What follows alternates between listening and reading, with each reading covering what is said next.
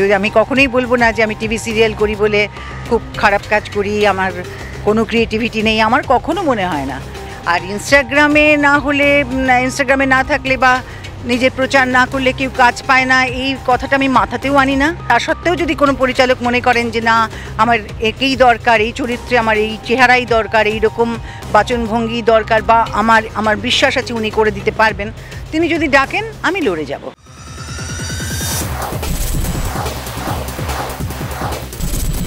রয়েছি পুবের ময়নার সেটে এবং আমরা আমাদের সঙ্গে পেয়ে গেছি রীতাদিকে। প্রথমেই বলো দিদি, কেমন আছো? ভালো আছি গো, তুমি কেমন আছো? এবং এই যে নতুন স্বাদের একটা ধারাবাহিক, যেখানে তুমি যে মেন চরিত্র তার মায়ের ভূমিকায় আর কি রোল প্লে করছো, তো সেখানে আর কি মানে তুমি যখন আর কি পেলে যে কলটা যে এরকম একটা চরিত্রে অভিনয় করতে হবে, তোমার কি মনে হয়েছিল? আমার মনে হওয়া বলতে, বহু বছর অভিনয় করছি, এই চরিত্রের বিভিন্নতা ব্যাপারটা আমার খুব ভালো লাগে। মানে একই রকম চরিত্র বারবার করতে ইচ্ছে করে না।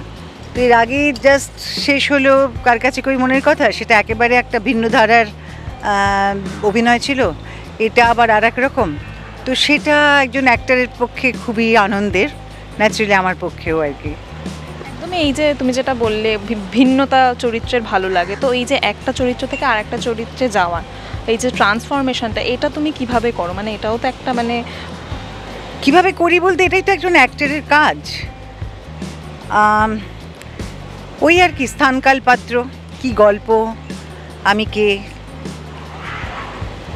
এই বাড়িটা কীরকম, সবটা মিলিয়ে একটা প্রসেস মনের মধ্যে চলতে থাকে।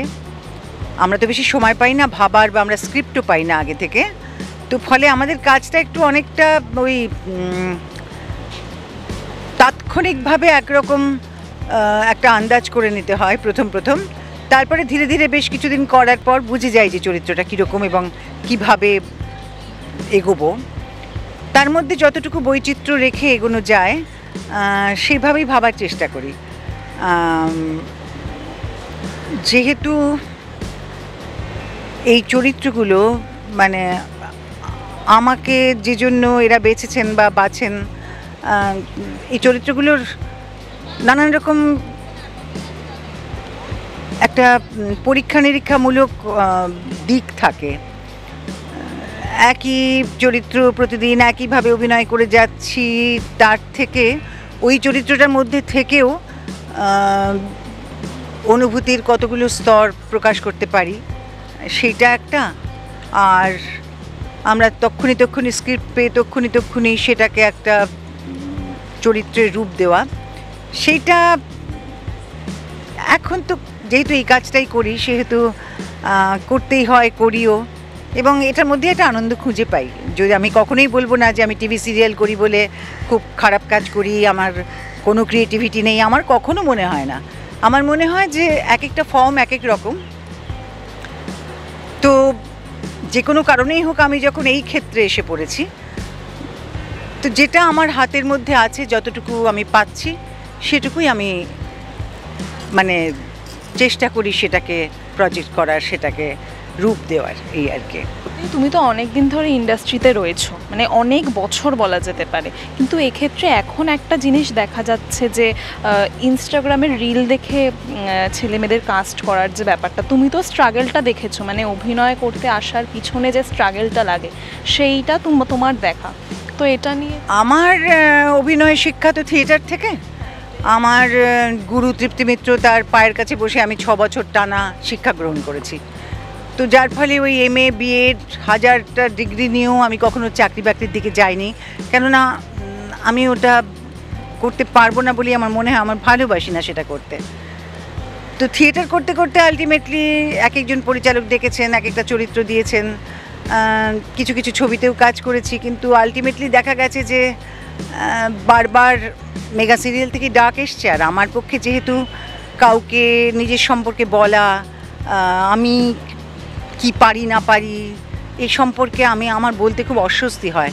আমি কি জানি না জানি সেটা আমার কাজই পরিচয় দেবে, হয়তো জানি হয়তো জানি না। ফলে আমার পক্ষে যদি কেউ ডেকে আমায় কোনো একটা চরিত্র দেন, আমি খাটি, তখন আমি সেটাকে নিয়ে লড়ে যাই।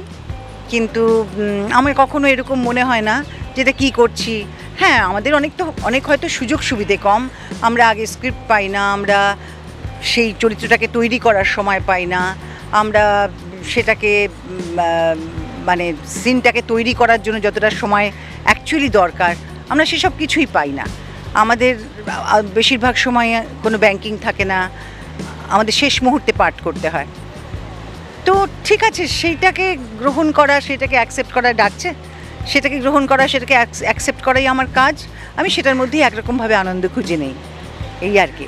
আর ইনস্টাগ্রামে না থাকলে বা নিজের প্রচার না করলে কেউ কাজ পায় না, এই কথাটা আমি মাথাতেও আনি না। আমি যেহেতু ওসব কিছু করি না, ফলে আমি ওসব ভেবে কি করব। তো যদি কেউ ইনস্টাগ্রামে না থাকলে তাকে কাজ না দেওয়া হয়, তাহলে কাজ পাবো না।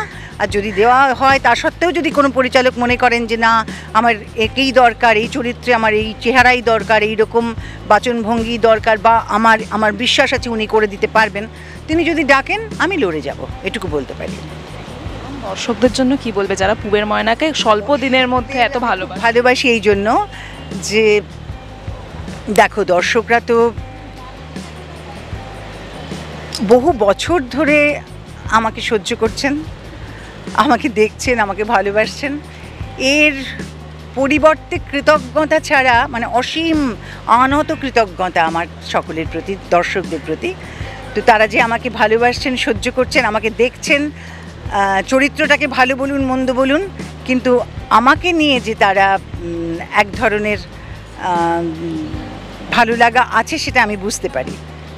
সেটা খুবই কৃতজ্ঞতার ব্যাপার। ওই যে আমি বললাম যে আমি সত্যি আপনাদের কাছে ভীষণভাবে কৃতজ্ঞ, আপনারা আমাকে ভালোবেসেছেন, সহ্য করেছেন বলে। Thank you. Tollywood focus Kolkata চ্যানেলটি আপনাদের ভালো লেগে থাকলে লাইক করুন, সাবস্ক্রাইব করুন এবং আপনাদের পছন্দের ভিডিওটি অবশ্যই শেয়ার করুন। Tollywood focus Kolkata.